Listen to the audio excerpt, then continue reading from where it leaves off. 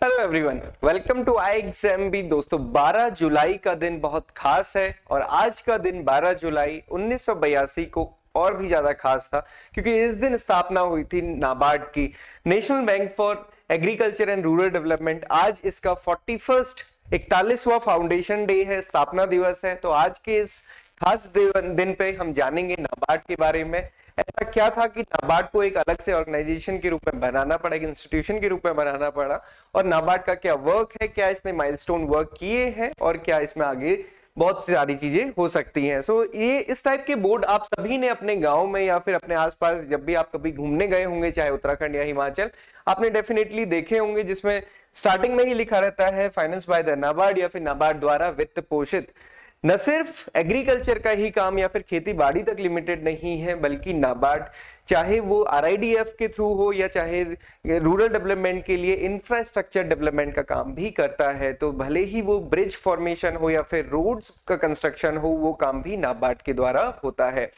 सो नाबार्ड के basically 3 function अभी आगे हम डिस्कस करेंगे। तो आप ये समझ सकते हैं कि एग्रीकल्चर के लिए, और एग्रीकल्चर क्योंकि रूरल एरिया का एक बहुत बड़ा एम्प्लॉयमेंट और लाइवलीहुड का सोर्स है, तो रूरल डेवलपमेंट और नाबार्ड और एग्रीकल्चर के डेवलपमेंट के लिए नाबार्ड को एस्टेब्लिश किया गया। इसकी जेनेसिस देखते हैं। आरबीआई ने एक कमेटी बनाई to review the arrangement for the institutional credit for the agriculture and the rural development, कैफिकार्ड कमेटी इसको कहते हैं। 1979 30 मार्च को एक कमेटी बनाई गई। श्री बी शिवारमन जी ने इसकी अध्यक्षता की और इन्होंने अपनी रिपोर्ट 28 नवंबर 1979 को सबमिट की, और जिसके बाद 12 जुलाई 1982 को एक नया इंस्टीट्यूशन नाबार्ड बनाया गया। पहले आरबीआई में ये agriculture refinance and development corporation के नाम से था। पहले वहां पे ये डिपार्टमेंट हुआ करता था, अब इसको एक सेपरेट इंस्टीट्यूशन बना दिया गया based on the requirement for the agriculture and the rural development. आप देख सकते हैं कि पहले इसके नाम में ही रीफाइनेंस ऐड था, जो कि एक इंपॉर्टेंट फंक्शन है नाबार्ड का अभी भी। Okay, so this is all about genesis. Vision की हम बात करेंगे तो this is a developmental bank for the Nations fostering rural prosperity. Mission क्या है? Agriculture promote sustainable and equitable agriculture and rural development through the participative financial and non financial intervention, innovation, technology and institutional development for the securing prosperity. तो ये एक brief है। Genesis आप देखेंगे 1982 में बना। क्यों बना था? क्योंकि ये कमेटी की रिकमेंडेशन के बेसिस पे और एग्रीकल्चर और रूरल डेवलपमेंट की एक अलग से जरूरतों को देखने के लिए। तो आप यहाँ पे देख सकते हैं सिंपली ये फोटो लास्ट ईयर जो नाबार्ड एनुअल रिपोर्ट थी उसमें थी। आप देख सकते हैं सस्टेनेबिलिटी की अगर हम बात करें, चाहे मैकेनाइजेशन की बात करें या एग्रीकल्चर मैकेनाइजेशन की बात, सस्टेनेबिलिटी की बात, food grain production, animal allied या फिर एग्रीकल्चर अलाइड एक्टिविटी, सारी ही चीजों को नाबार्ड देखता है। माइलस्टोन वर्क्स की बात करें तो बेसिकली जैसे वर्क है, अगर हम बेसिक वर्क्स की बात करेंगे नाबार्ड के, तो नाबार्ड के 3 मेन फंक्शन है। Financial, developmental and supervisory role. Finance, direct finance या फिर इनडायरेक्ट फाइनेंस के थ्रू।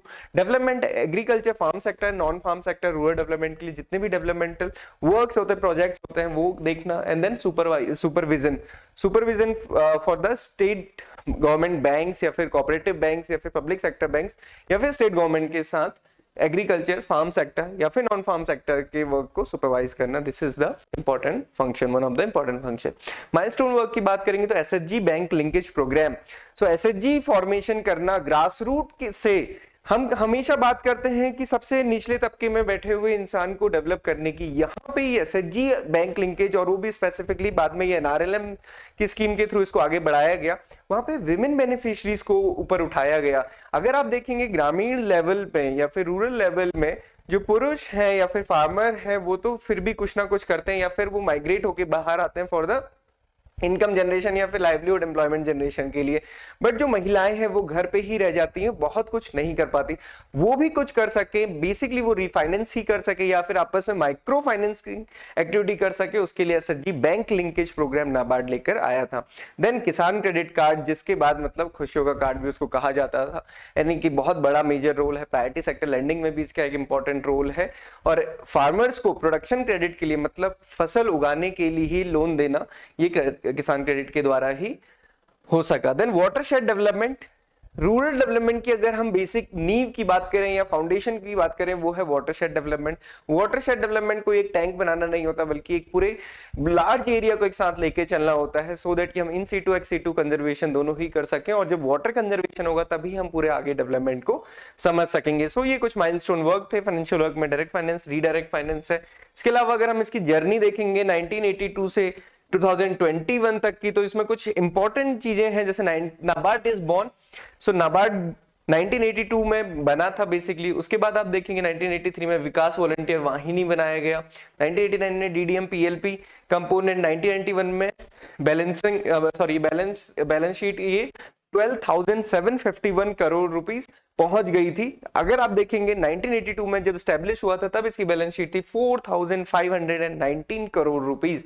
देन 1993 में एसएचजी बैंक लिंकेज प्रोजेक्ट, 1996 में आरआईडीएफ, 97 में इसकी सब्सिडीज नैप, स्नैप किसान, स्नैप समृद्धि, आज के टाइम पे 7 सब्सिडीज है, 1999 में केसीसी। तो इस टाइप से ये जर्नी है, जिसको हम एक ग्लोरियस जर्नी भी कह सकते हैं, नाबार्ड की ये जर्नी रही है। अभी की बात करें, नाबार्ड का जो हेड ऑफिस या सेंट्रल ऑफिस हम कह सकते हैं, हेडक्वार्टर्स, वो मुंबई में है।